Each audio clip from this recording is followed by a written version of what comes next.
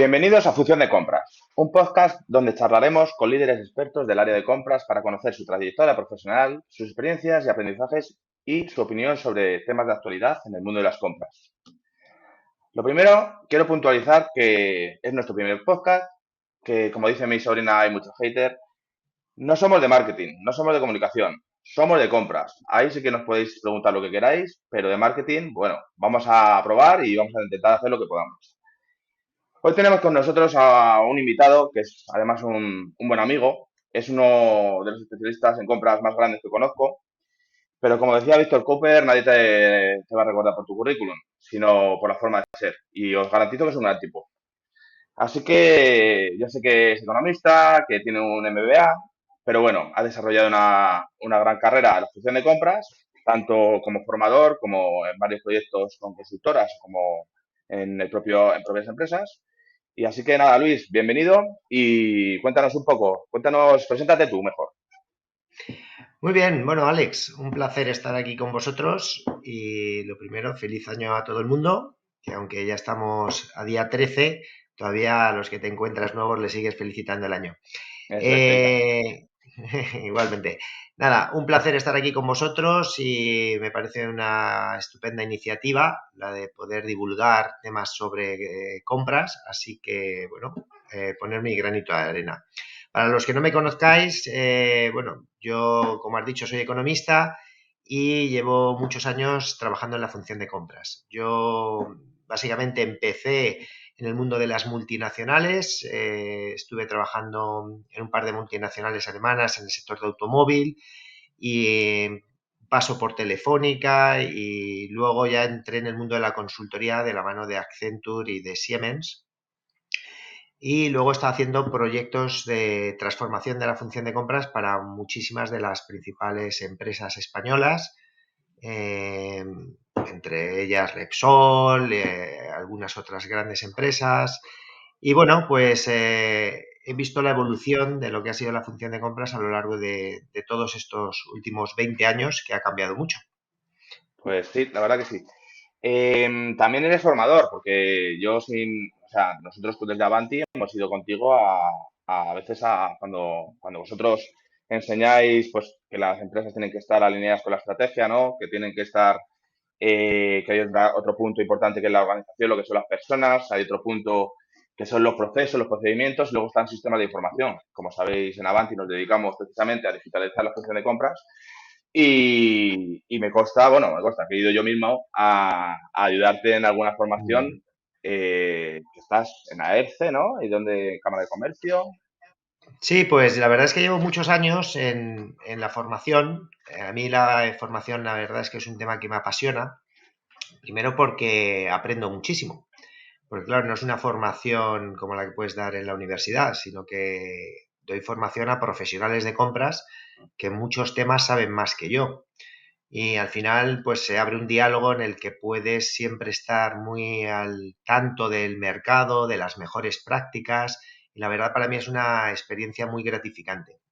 Y como dices, llevo ya más de 14 años de formador y estoy en diferentes escuelas de negocios. Estoy en AERCE, en la Asociación Española de Profesionales de Compras, pero también estoy en algunas de cámaras de comercio, como la Cámara de Comercio de Valencia, la Cámara de Comercio de Zaragoza, y en alguna otra escuela de negocio, como la Asociación para el Desarrollo de la Logística, y algún otro sitio que de vez en cuando me llaman para que dé, bueno, cursos, pero siempre enfocado a lo que es la función de compras.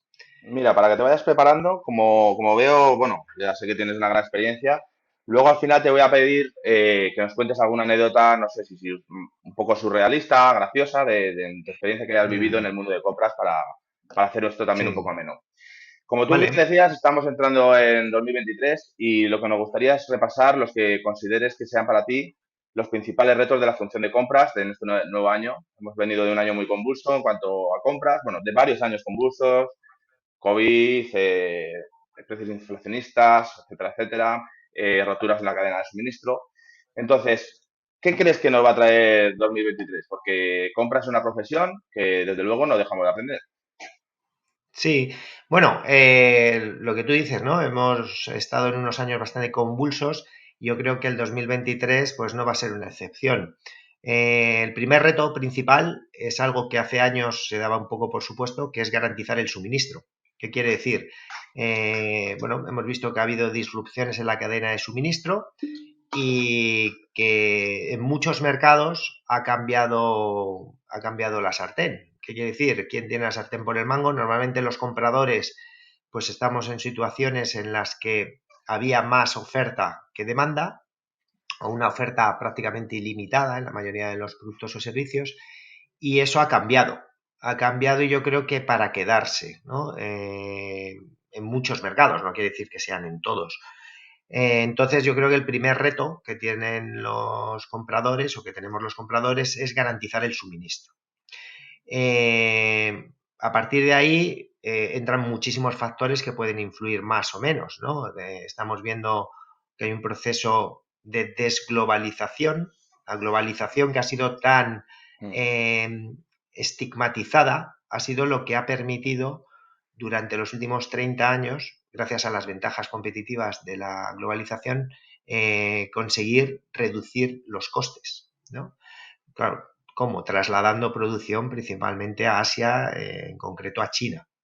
Los países como Estados Unidos y Europa están cada vez poniendo más restricciones, aranceles, etcétera, y eso está haciendo que se diga que hay que volver a traer producción, si no a lo mejor a Europa, pero sí a países más cercanos. Bueno, eso al final va a ser un incremento de costes.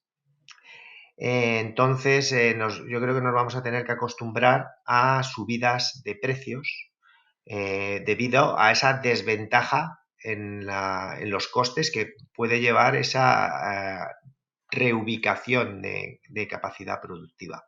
Y yo creo que las Luego, estrategias de las lógicamente, empresas están reubicando también estos centros de producción. El otro día, esto ya no sale, no es tanta noticia, pero en el canal de Suez otro barco pues se encalló. Y bueno, esto está haciendo que produzcan roturas de stock y que las empresas, sobre todo las más grandes, pues estén, digamos, reorientando lo que es la estrategia de su cadena de suministro con planes de contingencia para que esto no pueda suceder lo que les ha pasado en estos años atrás, ¿no?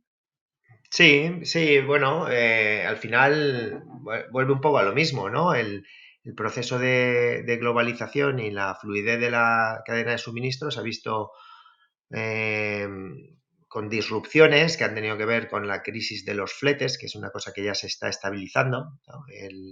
Hubo el famoso barco, ¿no?, de Evergreen que se estancó en el canal de Suez, pero bueno, fue más una disfunción entre lo que era oferta y demanda, entre la apertura de los mercados, digamos, europeo y Estados Unidos, de una manera descoordinada con la producción en China, que hizo que los contenedores estuvieran donde no tenían que estar, ¿no? Entonces, al final, eso disparó los fletes. Eso, ahora ya estamos viendo precios más normalizados, pero bueno, cualquier evento como lo que está pasando otra vez de nuevo en el COVID en China o cualquier otro evento puede hacer que vuelvan a producirse disrupciones en esa cadena de suministro. Con lo cual, al final, creo que nos tenemos que acostumbrar a que esa premisa que teníamos de que, bueno, al final el suministro estaba garantizado y lo único que teníamos que hacer era conseguir mejorar los precios, es algo que ha cambiado para quedarse. Con lo cual, en muchos mercados, el comprador se tiene que acostumbrar a ver qué estrategia tiene y no puede ser simplemente la de apretar a los precios. Entonces, esto enlaza un poco con, yo creo, un reto muy importante que es movernos más hacia gestión estratégica con proveedores, ir buscando en ciertas categorías partners que nos ayuden a garantizar el suministro, que nos ayuden a atacar los costes, porque al final la ventaja competitiva de simplemente comparar precios y buscar que el propio mercado baje los precios es una estrategia que en muchos casos no es posible aplicar y además en otros simplemente tiene un recorrido muy corto. Entonces, Claro, a mí para yo esto, creo que eso hace... sí, ¿Sí? ¿Perdona? por poner un poco, yo creo que aquí ya entramos en otro reto con lo que estás contando. Estamos hablando del reto de lo que es nos has contado garantizar la cadena de suministro. Dentro de todo el reto global, ya empezaríamos a hablar lo que sería, entonces, por lo que te estoy entendiendo, tender hacia relaciones más estratégicas con los proveedores, ¿no? Podría ser un segundo reto, por separarlos. Sí. A ver, lo que tenemos que hacer es, bueno, una buena gestión por categorías, porque no hay una estrategia única para todo tipo de productos o servicios. Hay que analizar los mercados y en unos mercados es conveniente unas estrategias y en otros otras. Pero yo creo que en muchos mercados la tendencia va a ser ir hacia más gestión estratégica con proveedores. Buscar partners que nos garanticen que vamos a tener el suministro garantizado, con los que podamos tener establecidos planes de contingencia ante cualquier tipo de evento, ya sea una pandemia, un problema de crisis logística, un problema de subida de los precios de las materias primas, bueno, cualquier shock que pueda producirse en el mercado. Y por otro lado, que nos permita de una manera conjunta atacar los costes, ¿no? Al final, en una estrategia simplemente de competencia, lo único que conseguimos es poner en competencia a los proveedores. Sin embargo, si tenemos una alianza estratégica con los proveedores, podemos analizar todos los costes a lo largo de toda la cadena de suministro y ver cómo reducirlos conjuntamente para que en una estrategia win-win ambas partes salgamos beneficiadas. O sea que otro Genial. reto, y eso es un reto muy importante porque yo creo que la mentalidad de muchos compradores no es esa. Y luego aparte requiere unas habilidades para las que la mayoría de los compradores no están preparados. Claro, tienes que tener pues otro tipo de habilidades más relacionadas con trabajo en equipo, análisis de costes, trabajo en equipo, mejora continua, gestión del cambio y afecta a todas las áreas de la empresa, no solamente a compras, ¿no? Entonces la mayoría de los compradores no están preparados para gestionar relaciones estratégicas con proveedores. Con lo cual ahí Vale, entraría otro esto, reto. claro, luego se me está ocurriendo que quizás cada uno de estos retos tengamos que hacer luego algún podcast más concreto de cómo hacerlo para que sea realmente un podcast de valor y que sea un podcast donde se pueda aprender a cometerlos y de colaboración entre los profesionales de compras. ¿Cuál sería para Sí, ti esto el enlaza tercer reto? mucho con el perfil del comprador. Yo creo que el perfil del comprador tiene que cambiar o está cambiando. Ya no se necesita alguien que simplemente gestione, digamos, un pool de proveedores, lance RFQs y haga comparativas, sino que tiene que tener un conocimiento más exhaustivo de la cadena de suministro, tiene que tener conocimientos de mejora continua y sobre todo tiene que desarrollar una serie de habilidades, ¿no? Lo que se llaman habilidades blandas, ¿no?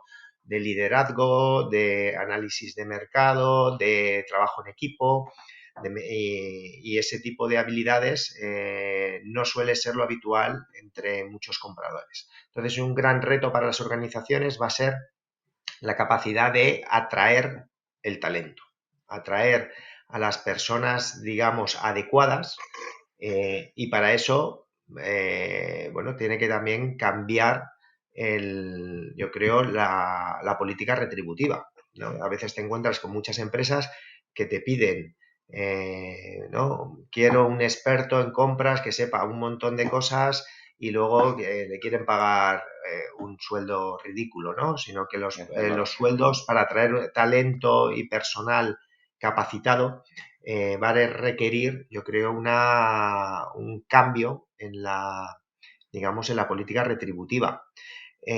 Bueno, y eso para los profesionales de compras es una oportunidad, porque yo creo que compras es, bueno, una de las áreas con más potencial de desarrollo. Entonces, Mira, yo que no llevo tanto tiempo, este año vamos a hacer 10 años en Avanti, no llevo tanto tiempo en el mundo de las compras y al principio siempre me encontraba que prácticamente los departamentos de compras llegaba gente pues casi de rebote o incluso directivos que como casi castigo. O sea, si al final quieres tener un departamento de compras estratégico que realmente te haga tu empresa ser más competitiva para competir en el mercado, que consigan dar servicio a los clientes internos, al final vas a tener que traer talento. Me gusta este tema que estás comentando porque va a hacer un poco de spoiler.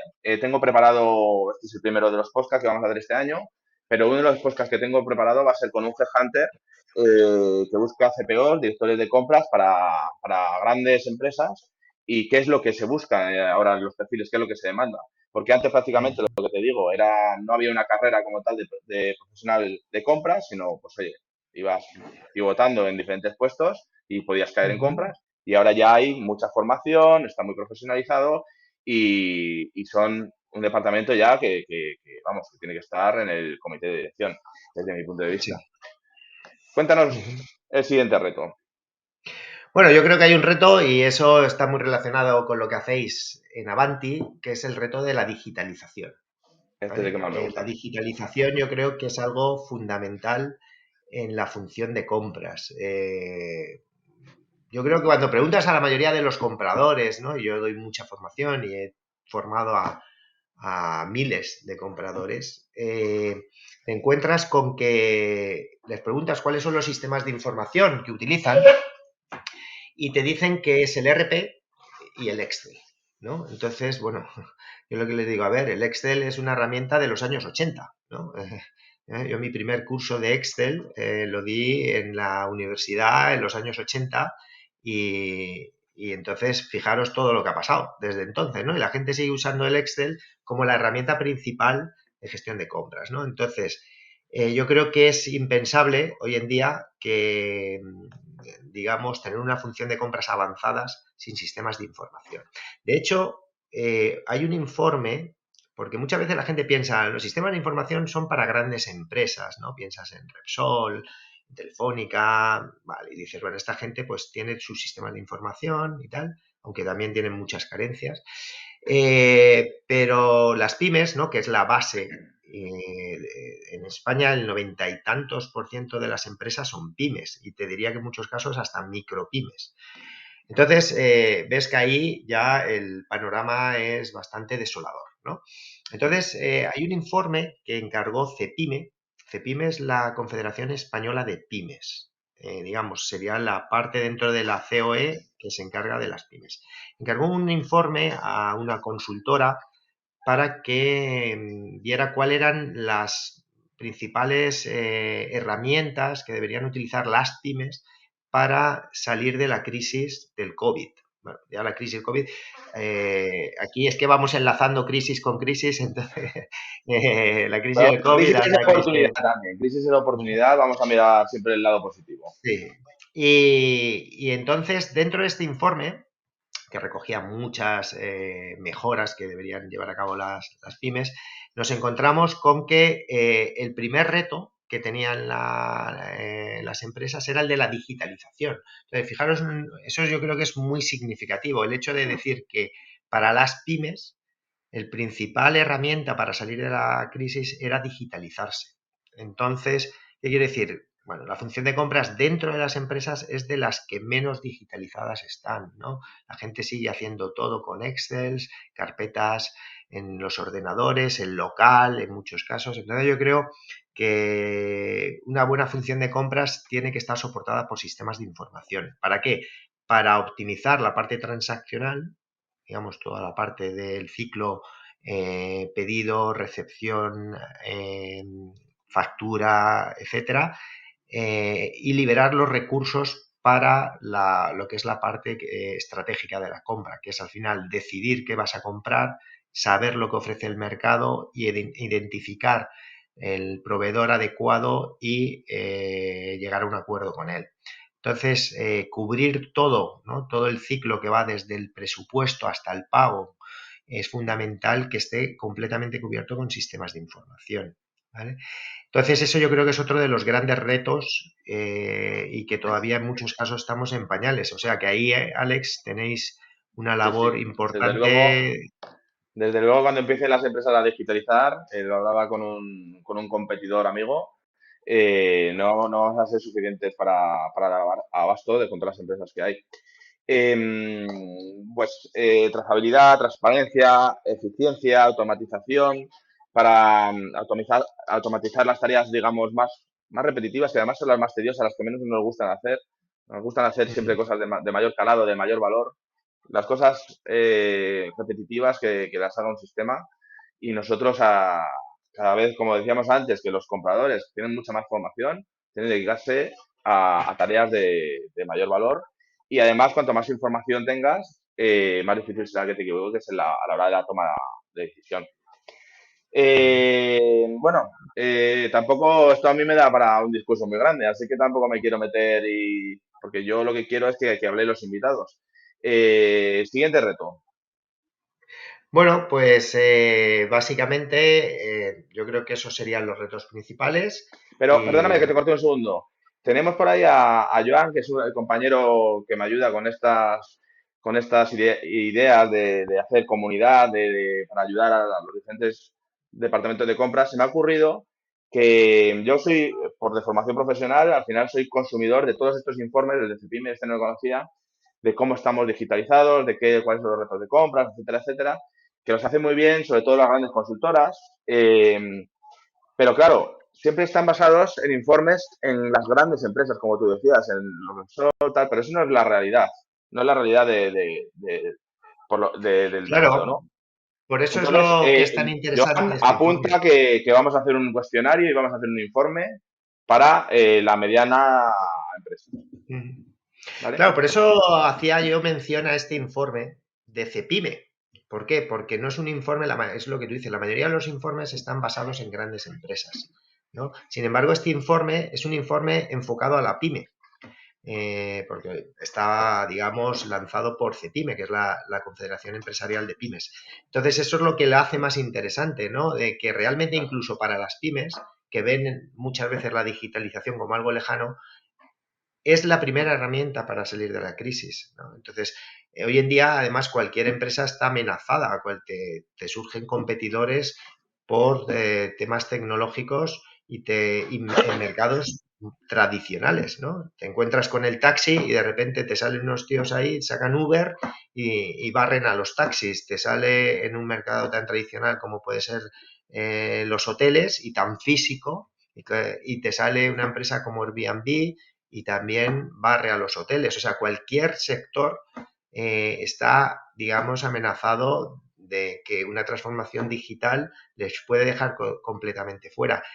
Por tanto, no hay que ver la digitalización como algo de grandes empresas. Y precisamente en las pymes que tienen menos recursos para dedicar a las compras, porque a veces te encuentras y dices, ¿tú qué equipo tienes? Y resulta que dice, no, yo soy yo solo y además me tengo que encargar de 4 o 5 cosas, aparte de las compras. Entonces, ahí por eso es tan necesario que todas esas tareas de menos valor añadido queden realizadas por sistemas de información y también que te puedas tener una gestión documental adecuada, puedas hacer una trazabilidad de todo, que en la persona que lo está gestionando cuando se vaya no se lleve todo el conocimiento, sino que el conocimiento quede reflejado en la empresa. O sea, hay múltiples ventajas que lo hacen imprescindible.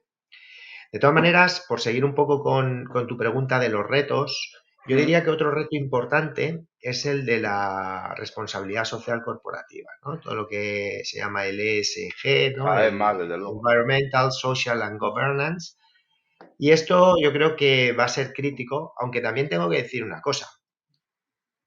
Ser socialmente responsable es más caro, ¿vale? O sea, la gente piensa, no, es que yo voy a hacer esto y tiene ventajas competitivas, todo eso es verdad, pero es más caro, ¿vale? Sí, O pero sea, también está claro trabajar que, con proveedores y obligar a que sigan una serie de procedimientos, entonces no se puede negar la realidad, claro, mira con el lo cual impuesto al tiene que ser... plástico.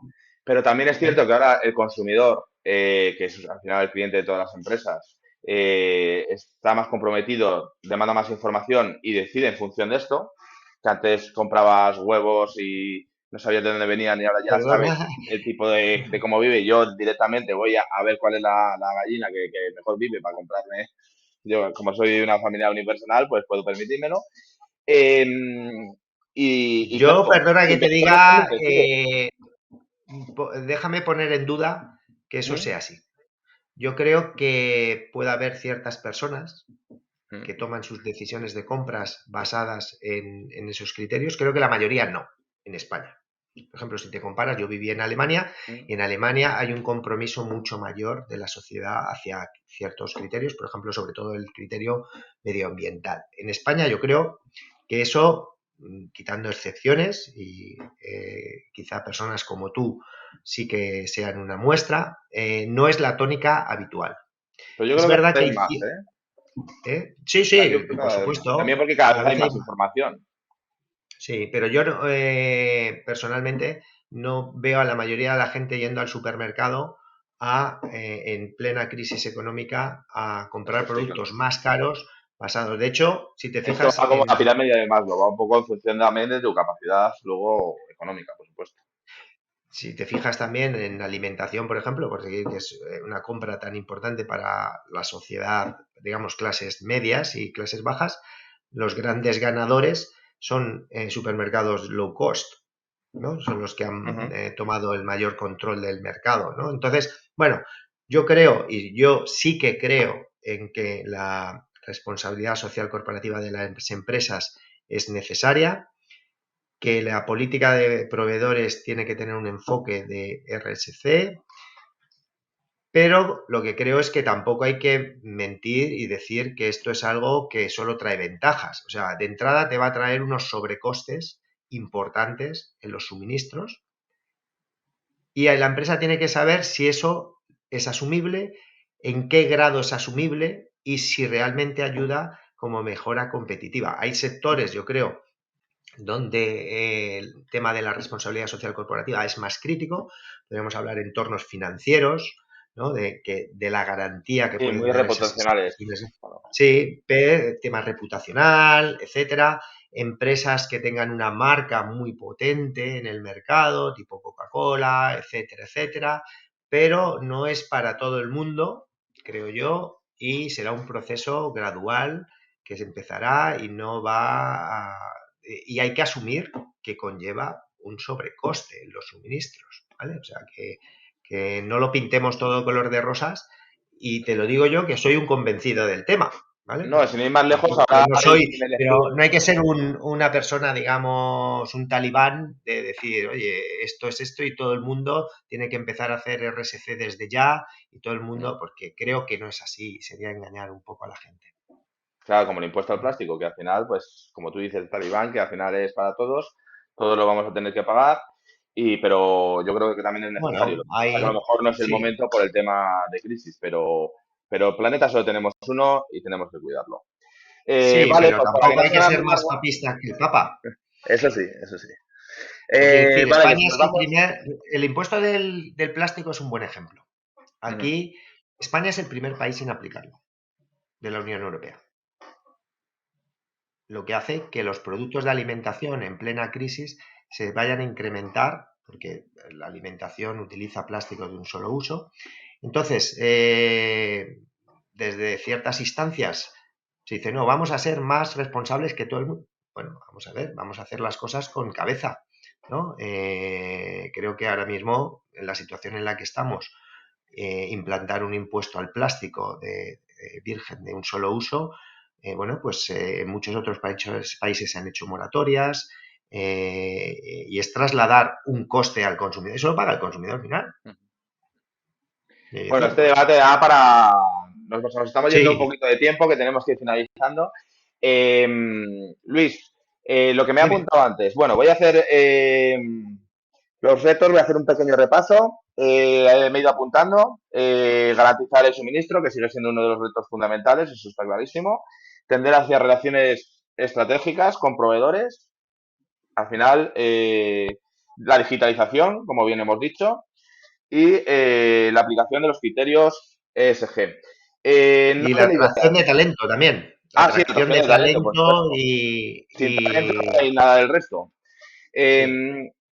Cuéntanos una anécdota que te haya pasado. Seguro que tienes miles de que sea graciosa, que te haya pasado algo raro, Pues no sé. sí, a ver, yo, bueno, empecé además en el tema de las compras con la aplicación de tecnologías. Yo empecé en una empresa que desde ya el año 2000 empezamos a aplicar, bueno, fue cuando todo el boom de las .com, ¿no? De los portales B2B, etcétera. Entonces empezamos a aplicar tecnología en las empresas y, y, bueno, muchas de las cosas que hoy se ven como evidentes, imagínate hace 22 años, pues no era tan evidente, ¿no? Entonces, No. en muchas empresas siempre la mayor resistencia era interna.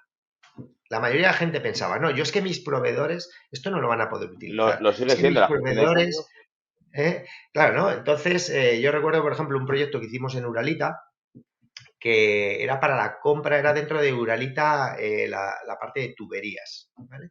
Entonces, era para la compra de embalajes de madera. Básicamente los tubos, cuando se trasladan en los camiones, llevan unas cuñas de maderas para evitar que el desplazamiento dentro del camión, ¿no? Entonces, para eso Uralita trabajaba, y trabaja, entiendo, porque hace tiempo que no he tenido trato con ellos, pero seguirá trabajando con aserraderos muy locales de las diferentes zonas donde tienen sus instalaciones, Uralita. Entonces, me acuerdo que ellos decían, es imposible hacer un proceso de compras con los proveedores que yo tengo de manera electrónica, ¿no? Porque lo hicimos fue una RFQ y luego hicimos una subasta para la compra de estos embalajes, ¿no? Entonces, nosotros dábamos apoyo a los proveedores. Entonces, muchos de los proveedores eran aserraderos porque estaba allí el abuelo, se podría decir, ¿no? Y me acuerdo con uno que estuvimos hablando que él no sabía ni lo que era Internet, dice yo. Pero él cogió a su nieto, que tenía 12 años, ahora ya será un señor mayor, pero entonces tenía 12 años y se fue el dueño del aserradero a casa de su hijo, donde estaba su nieto, que tenía internet, porque entonces había mucha gente que no tenía todavía internet en su casa, y tenías el típico router con el que te conectabas, ¿no? Pi, pi, pi, pi, pi, ¿no? Para abrir la conexión, ¿no? Y se fue el abuelo allí con su nieto de 12 años al ordenador y metió las pujas, ¿vale? Entonces, yo creo que es una anécdota, yo creo, entrañable, ¿no? De esa colaboración, ¿no? Intergeneracional, ¿no? Del nieto de 12 años ayudando a su abuelo en la cotización, ¿no? Para un Ujú. cliente que era importante para este aserradero, ¿no? Como es Uralita. Y luego también de cómo muchas veces las propias empresas se autoimponen, dicen, no, esto no va a funcionar con mis proveedores no. Dicen, no, mira, los proveedores lo que quieren es vender. Y Está si claro. tú, lógicamente hay que darles apoyo, y hay que darles facilidades, pero yo lo que me he encontrado es que los mayores frenos a la digitalización siempre son internos. El mayor problema a la gestión del cambio siempre es interno. No es los proveedores, no es, sino que más bien es una excusa, a veces intencionada y otras veces Ujú. porque realmente lo creen así, pero que luego cuando te pones a trabajar te das cuenta que la gente acepta la digitalización. O sea, es que digo, es que todo Ujú. el mundo lleva un móvil que es un portaaviones comparado con, Pero el y cambio todo el también, mundo al sabe. final, siempre eso somos reticentes por naturaleza al cambio, es el ser Sí. humano, pero al final hay que ser valiente para progresar y para, sobre todo, en compras, que es lo que estamos hablando, para ser competitivos. Bueno, muchas gracias Luis por habernos acompañado en este primer podcast, se nos ha ido un poco de tiempo, pero como os hemos dicho, es que no somos de marketing, no somos de comunicación, somos de compras, es el primero que hacemos, yo me he sentido a gusto, espero que tú también. ¿A quién le quieres pasar la patata caliente para hacer otro podcast? ¿A quién te gustaría, no sé, algún compañero de la profesión que sea interesante preguntar? Hombre, ahora, tal como está la actualidad, yo le pasaría la patata a Piqué, que por lo visto está ahí Shakira dándole mucha caña, pero si nos ceñimos un poco al tema de las compras, yo se la pasaría a, bueno, a un compañero de profesión que es Octavio, Sí, Octavio también buen amigo mío y Fernández Suñer, cliente y colaborador. sí, Ahí lo tengo fácil, me lo has pues puesto yo creo fácil. que él puede aportar mucho. Bueno, a lo mejor ahora dice, bueno, ¿por qué me pasas la pata caliente? Pero yo creo que él es una persona que puede Sí, aportar además es mucho una persona, y que hará un podcast interesante. Además, eres una persona muy didáctica. Mira, de hecho, te iba a regalar, eh, tenía como excusa regalarte este libro de un buen amigo mío, que es Eduardo Ranz Navarro, que hice el prólogo yo de su libro El dilema de compras para el CEO, porque así también que recoja el guante. Pero bueno, también tengo otro libro que es el de Six Sigma de un vistazo, Ujú. es de Octavio Fernández. Pues nada, Octavio, si nos estás escuchando, que seguro que sí, porque te voy a meter hasta la sopa del podcast. Espero que, además, eres un tío que ha estado en un montón de sectores, en un montón de empresas, también ha sido consultor, tiene un gran conocimiento. eh, Vamos a ver si lo recoge. Si no, no os preocupéis porque, bueno, como os había dicho, tengo gente por ahí, tengo bastante gente ya apalabrada, digamos, para seguir con el podcast. Al final, este podcast tiene como objetivo que entre todos ayudemos a mejora continua de la función de compras, a valorarla dentro de las empresas y a servir también, pues ya que lo hacemos, de escaparate tanto a los profesionales como que vamos entrevistando como a sus empresas. Así que nada, Luis, muchísimo. Cuando nos veamos presencialmente, te voy a regalar los dos libros. Un abrazo Oye, pues un y cuando placer. vaya a Me Valencia te parece lo muy llevo. bien. Oye, muchísimas gracias por haber contado conmigo. Para mí, encantado de participar con vosotros. Enhorabuena por la iniciativa. Creo que es una iniciativa muy positiva y siempre es un placer hablar contigo de esta manera. Y si encima me regalas dos libros, vamos, vuelvo Ya cuando lo gordo, quieras. ¿no? Bueno, un Bueno, abrazo. Nos vemos venga, que en pases persona buen día. pronto. Hasta luego. Chao, chao, chao. Chao.